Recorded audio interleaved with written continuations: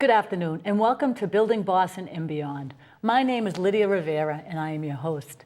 If you don't know, Building Boston and Beyond is a show that works to educate the community in what's going on in your area, whether it's a construction project, a new business, a new building going up, something that is going on in the community where members want to know and should know of what's going on in their area and how they can obviously educate themselves on community and being part of their community. Today's show focuses on businesses, but specifically women in business, which is very important. Today's guests are women who have started their own business for obviously a long, lengthy period of time. Another woman is an author of a children's book.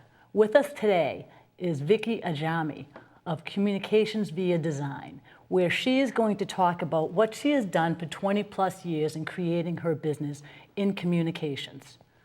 Welcome, Vicki. Thank you. Thank you so much for coming today. Thanks for inviting me. You're welcome. So I brought you on because I found your business very interesting. I know that you started it 20 plus years ago, and you do communications, but not like public relations, but a different type of communications to do with technology. We utilize technology. Some of our clients are in the technology space, but for the most part, we're a brand and digital design company, and so what we create is real integrated solutions for our clients. We help them to build their brands and their businesses, and we do that by diving into their corporate culture, really understanding it extremely well, and then understanding their vision and values and communicating that, reflecting it back to their audiences so that they can achieve success. Now, can we talk about some of your present day clients that you have? Sure. Currently we're working with Brigham and Women's Hospital, Bay Cove Human Services, the Natick Center Cultural District, and Carmen Pompa Fund, the Brain Aneurysm Foundation. There's quite a few. So that's interesting. Now what brought you, 22 years ago to start your own business? I think it's fascinating that you're still around, obviously. Well, it's difficult. That's been the challenge, for sure. I'd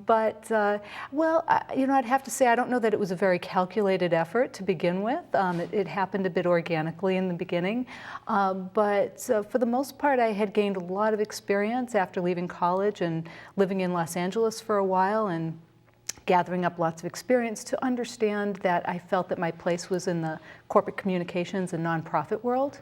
I really enjoyed working with both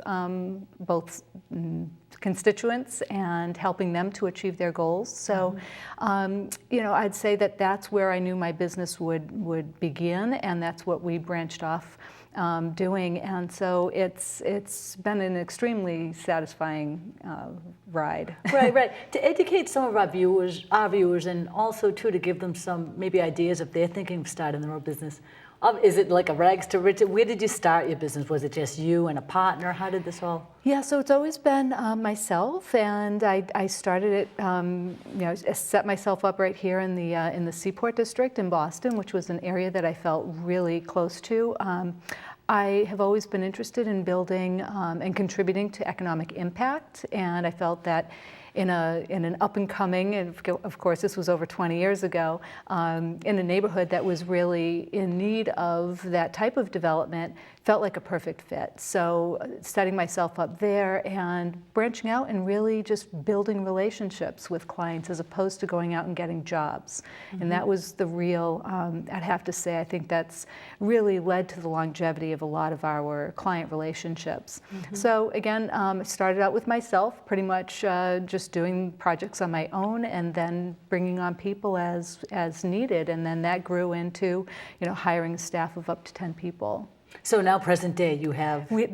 There are 6 as part of our core group. So we have a director of strategy, a director of technology.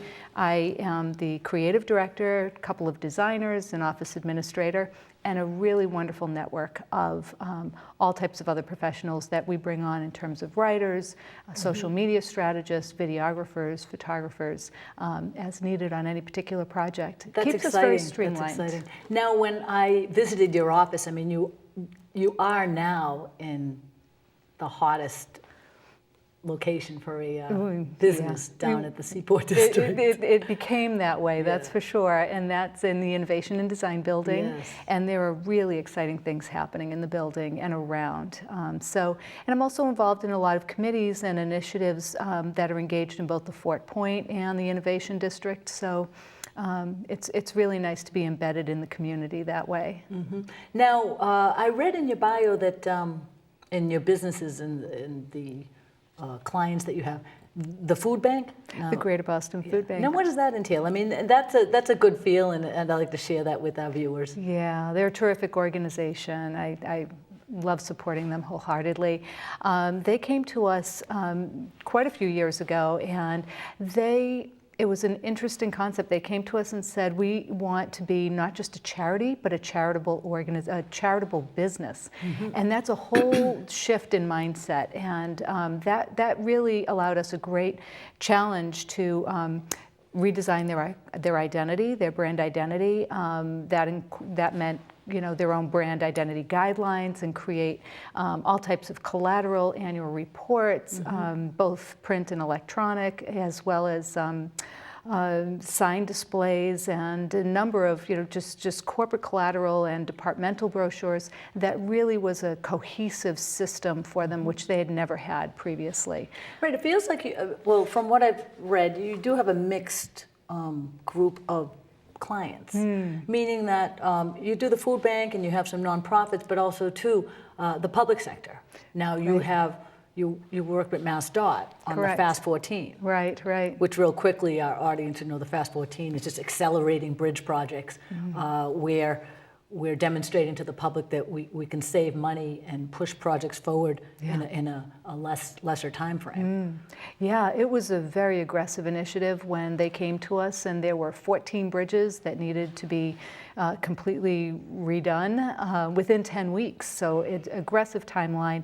So the website that we developed for them really helped to educate the public as to what was happening, alerts and detours and so forth. And we also created an interactive map so people could really hone into the area that they're most concerned about and really find out more detailed information about what was going on.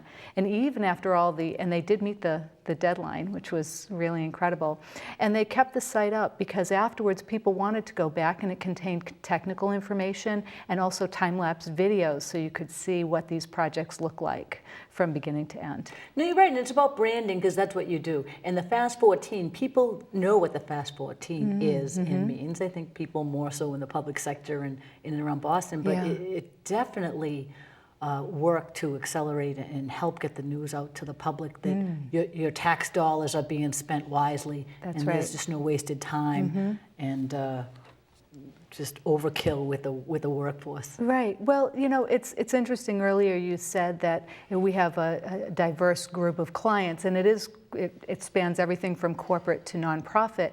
But it really is, the common thread is that we're building community, and each one of these companies or organizations in some way is informing the public.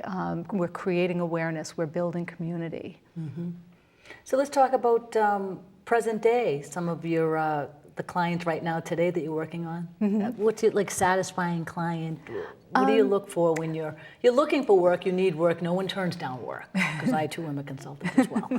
But there are some projects you take on, sometimes even regardless about how much money, but you just have a passion for it. Yeah, it's we love the mission-driven work. It's really close to our hearts, and but I feel that we really connect with our clients regardless, and really what their goals are, and so we do feel a part of an extension of whichever client we might be working with at any given time.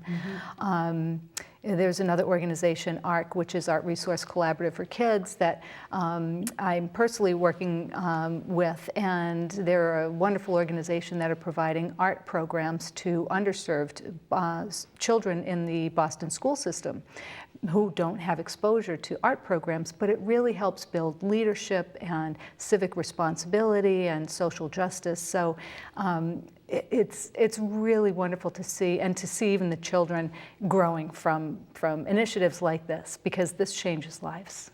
No, absolutely, absolutely. Well, we're ready to wrap up, but I just wanted to tell you that I'm very grateful that you had the time to come on the show. Thank you. And I'm I know honored. that you and I are going to be trying to work together on some I hope projects so. I and hope so. collaborate and work together. Wonderful. And thank you so much for coming on. You're very welcome.